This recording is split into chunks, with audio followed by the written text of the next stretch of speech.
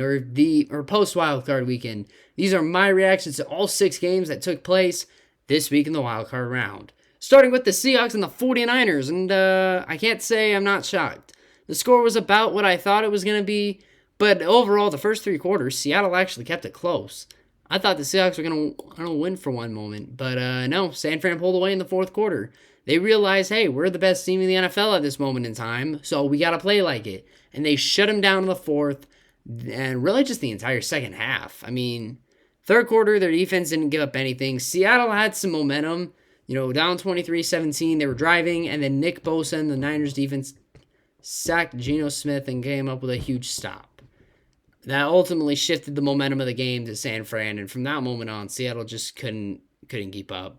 They couldn't get back in the game. San Fran just ran away with it in the 4th and just made the score an absolute blowout. So, Pete Carroll and the Seahawks are out, and the 49ers go for the rare 3-0 sweep on a division rival.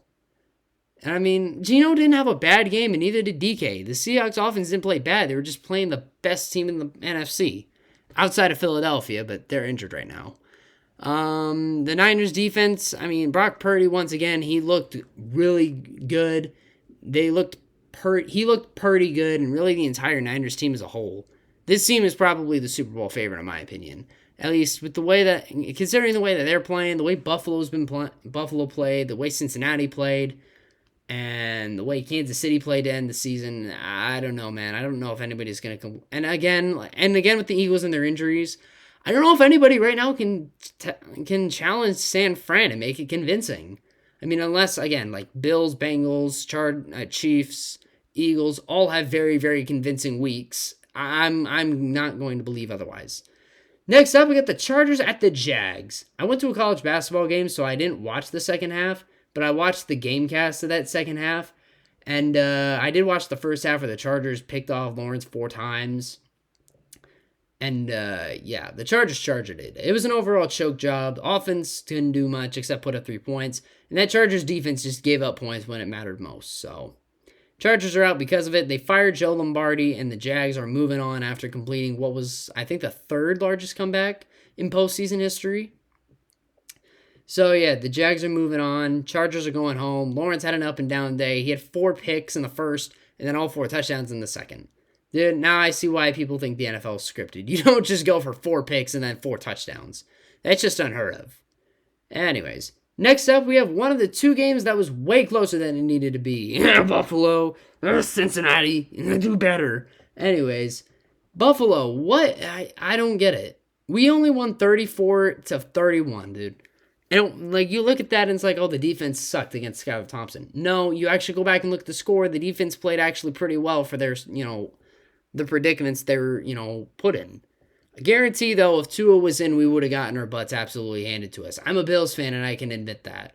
Dude, they put the Dolphins in such good positions. It was like they were trying to hand the Dolphins the win, pretty much. The way Josh Allen and the Bills kept turning the ball over, it was like, what? Oh, my God, dude. First pick was his fault. Second one, Beasley should have outmuscled the man. And the last turnover that Josh Allen had, his offensive line was just unable to block for some reason. I don't get it.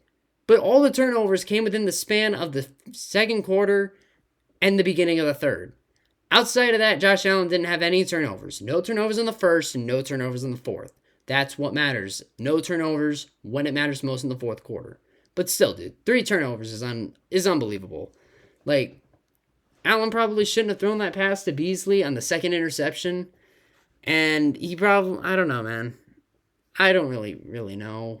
I don't want to put all the blame on Allen, but at the same time, it's our quarterback. People are going to be blaming him because he's the quarterback. He's the superstar. He's the guy that we lean on. So it's you guys better, Josh Allen better shape up.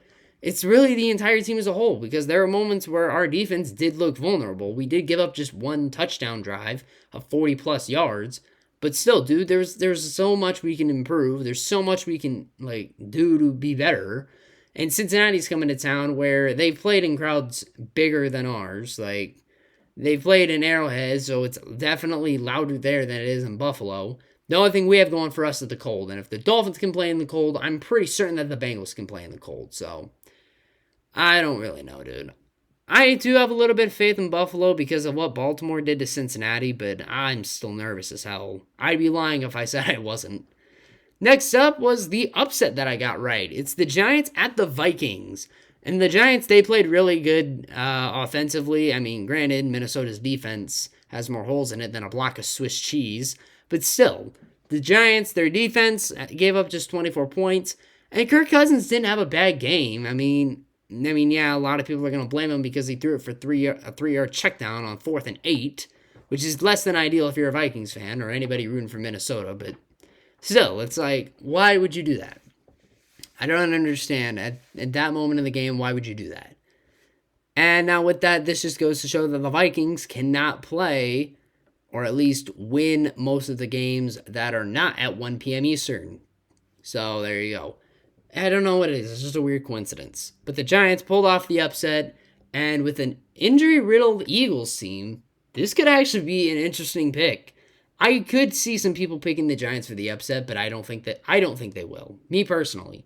Unless I get convincing evidence that the Giants are going to win, unless I see some massive injuries on Philadelphia's side where like Hurts is out, people on the O-line are still out, defensive players are out, I'm still going to roll with the Eagles. Next up is the final AFC game. It was the Sunday nighter between the Ravens and the Bengals.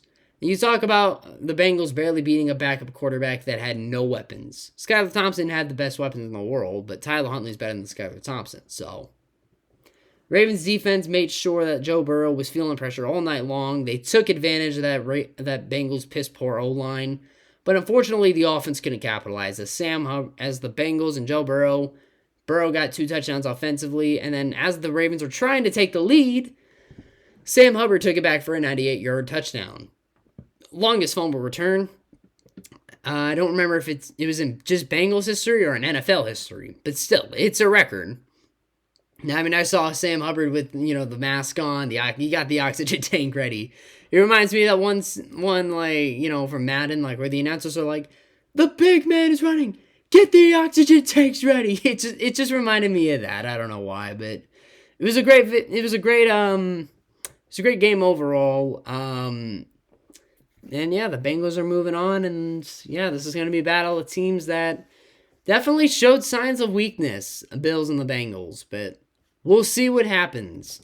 I'm going to have a hard time picking that game, partially, not because of, not just because it's a difficult match, but because I'm going to be I'm almost picking Buffalo, I'm almost picking Cincinnati. I don't know who I'm going to pick in that game, not yet at least. And finally, we got the Cowboys at the Bucks. Yay! Dallas actually didn't blow into the playoffs. Great job, guys. You won your first playoff game since 2019. Brilliant. I mean, that's better than a lot of other teams, so I can't really say much of anything, considering Buffalo might choke it in the divisional round, much like Dallas, because they're going up against San Francisco. But I will applaud you guys. You guys had a great game against someone who had owned you guys for the longest time. They were 7-0, and now they're 7-1. So, fantastic job by you guys.